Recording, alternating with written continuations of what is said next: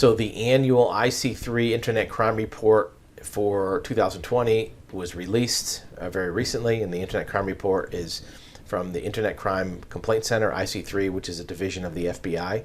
And every year they look at internet crimes that have been reported to their agency to see what are the trends. And this year is very, very disturbing. And we've talked about it before for these types of scams and crimes. It goes through the types of crimes, the categories that they come in. But here's some of the summary information. The IC3 received a record number of complaints from the American public in 2020. 700, almost 800,000 complaints were sent in, with losses exceeding $4 billion. This is a 69% increase from the prior year. The jump in the number of claims is astounding. The year before, it went up maybe 16 to 18%. This is much, much higher. Public reporting is crucial to the mission. It talks about what some of the types of scams are. We'll jump to the next page momentarily to show the breakdown. The team recovered some of the assets. They successfully froze 380 million of the 462 million in reported losses, success rate of 82%.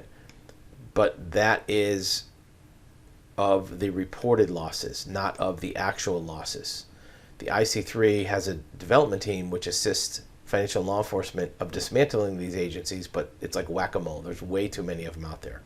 So let's take a look at some of the categories that these fall within. The categories are listed by, well, here's the total complaints. Look at the jump. 2016, 1.5 billion. 2017 actually went down a little bit. 2018, 2.7. Then last year, 3.5. This year, 4.2. And the number of complaints from 300,000 a few years ago up to 800,000 today. 13 billion total losses over that period of time. Top 5 types of complaints.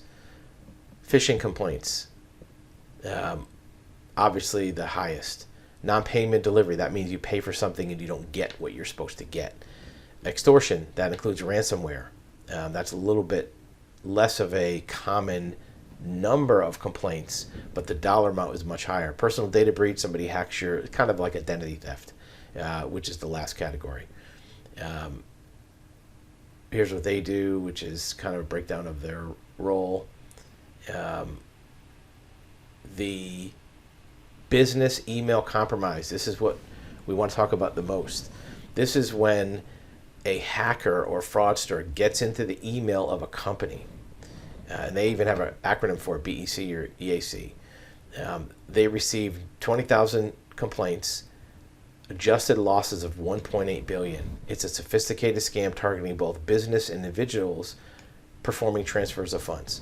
Basically, they pretend that they're your business, and they either get your business to give them money, or they get another party thinking they're sending money to your business to send money to the scammer. The scam evolved to include compromise of personal emails, compromise of vendor emails. This is where we talk about if your business has vendors, you may be sending money to a scammer thinking it's going to a vendor. Spoof attorneys for trust accounts and closings, requests for W-2 information, and in some cases, they'll tell you to give money by means of gift cards. That's probably the most common type of case when we talk to retail clients, individuals, where they were told to send a gift card rather than money for some type of purchase. This is how they deal with their different types of scams, their tech support fraud. The bottom line to this is technical and electronic digital frauds and scams is the most common type of fraud that's happening, and for many businesses it's the largest type of loss. Gone are the days where as a business you have to worry about your building burning down or water damage or even somebody internally stealing, some pencils or some paper from your stockroom. Now it could be a cyber criminal from outside the company that sends an email containing a link and deploys malware when clicked by a recipient. Anybody in your company could be vulnerable to this. Somebody who is an administrative person that may not know about these technical risks, they get an email that says, hey, I'm calling from XYZ Paint Company. Here's a bid for proposal for your business. And they click it and it infects your entire server and your computer system. There's ways to prevent that, and there's coverages for losses if you do have this loss. But be aware that these are the risks now for companies to worry about.